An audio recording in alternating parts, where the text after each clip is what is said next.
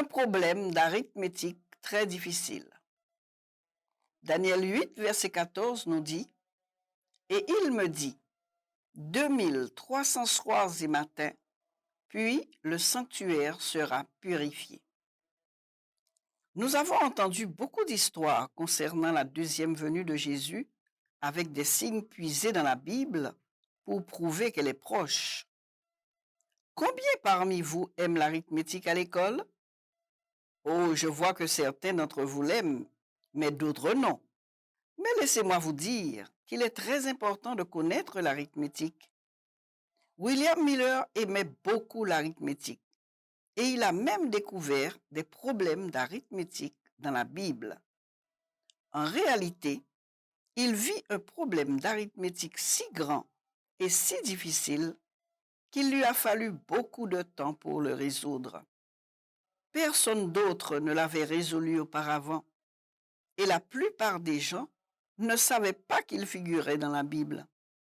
Ce problème était si difficile que M. Miller passa plusieurs jours et nuits en prière, l'étudiant pendant très longtemps. M. Miller passa la plus grande partie de son temps à étudier la Bible. Il vit ce grand problème dans Daniel 8, verset 1. Lisons ensemble. La troisième année du règne du roi Belshazzar, moi, Daniel, j'eus une vision, outre celle que j'avais eue précédemment.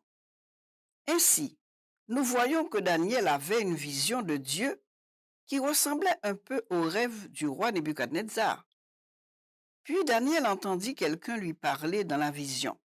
Au verset 13, il dit, « J'entendis parler un saint, et un autre saint dit à celui qui parlait, « Pendant combien de temps s'accomplira la vision sur le sacrifice perpétuel et sur le péché dévastateur?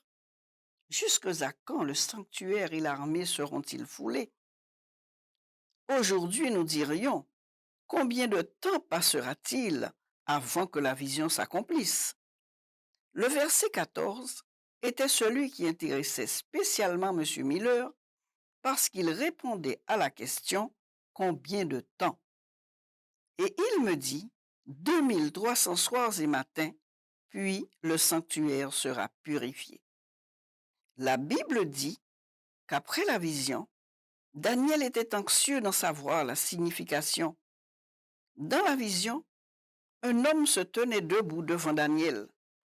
Tout à coup, Daniel entendit une voix dire « Gabriel, explique-lui la vision. » Vous savez, les enfants, Gabriel est l'ange le plus important du ciel. Il est parfois appelé l'ange messager parce qu'il a été le porteur de beaucoup de messages de Dieu aux personnes habitant sur la terre. Nous nous rappelons comment Gabriel apparut à Zacharie, lui disant qu'il aurait un fils et que son nom serait Jean. Il dit, « Je suis Gabriel qui se tient en la présence de Dieu et j'ai été envoyé pour te parler et pour apporter ces bonnes nouvelles. » Nous voyons que la vision de Daniel devait être très importante, puisque Dieu avait envoyé Gabriel du ciel pour la lui expliquer. Et voici ce que Gabriel dit à Daniel. « Je vais t'apprendre ce qui arrivera au terme de la colère, car il y a un temps marqué pour la fin. » Nous pouvons maintenant comprendre pourquoi Miller était si intéressé par cette prophétie. C'est parce qu'il croyait qu'elle lui dirait quand la fin du monde viendrait et quand le Christ reviendrait.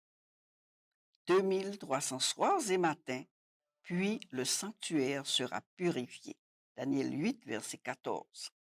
Miller lut dans Nombre 14, verset 34, que quand on parle du temps dans la prophétie, un jour équivaut en réalité à une année.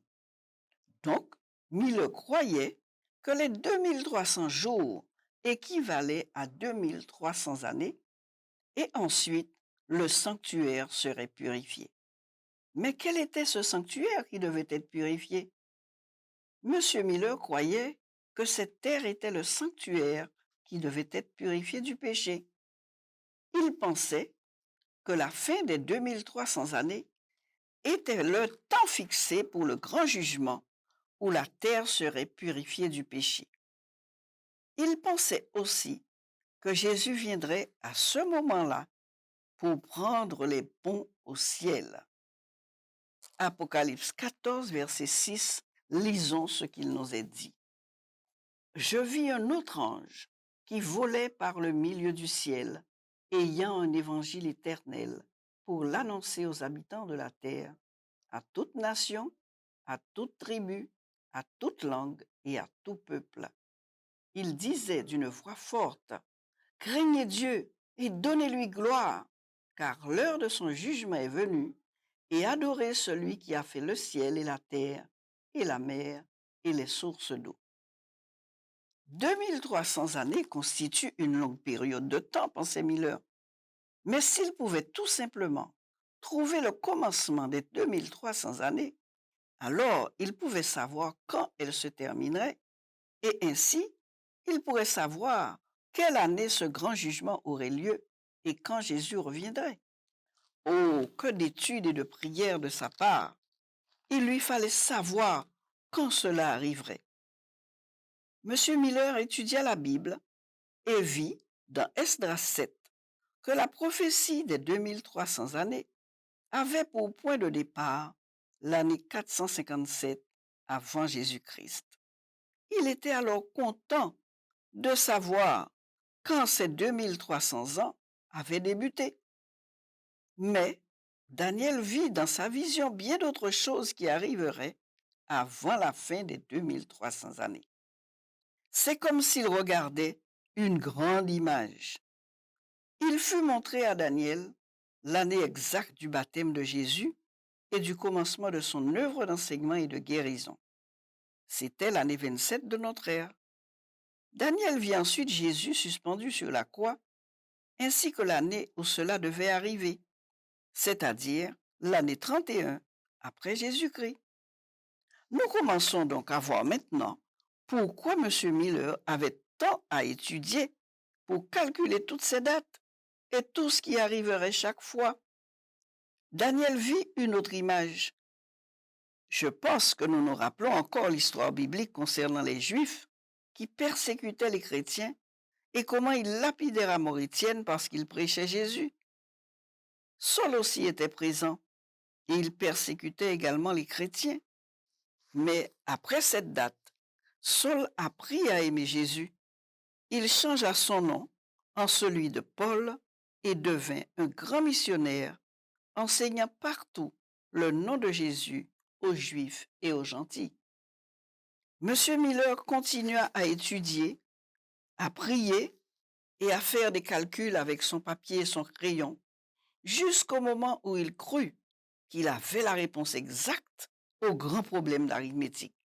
Il lui semblait que tout ce qui avait été montré à Daniel dans la vision s'était réalisé à l'exception du dernier événement.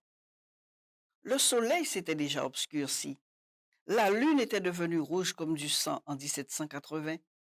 Les étoiles étaient tombées en 1833. Et maintenant, il pensait que Jésus allait revenir en 1844 parce que la prophétie disait 2300 soirs et matins, puis le sanctuaire sera purifié. M. Miller était certain que la dernière date serait 1844, date à laquelle Jésus viendrait juger le monde et emmener les bons au ciel. Bientôt, presque tout le monde parlait de ce grand événement. Beaucoup pensaient que le Christ allait revenir effectivement en 1844. Ils confessèrent leurs péchés et essayèrent de faire ce qui était bien chaque jour. Mais certains se moquèrent de Miller et le tournèrent en dérision, tout comme les antédiluviens se moquèrent de Noé lorsqu'il essaya de les avertir du déluge. Hélène et sa famille assistèrent à ces réunions et ils furent très heureux de la manière dont M. Miller prouva tout à partir de la Bible. Ils croyaient sincèrement que Jésus allait revenir en 1844. C'était la plus belle année de la vie d'Hélène, car elle s'attendait vraiment à voir Jésus revenir le 22 octobre 1844.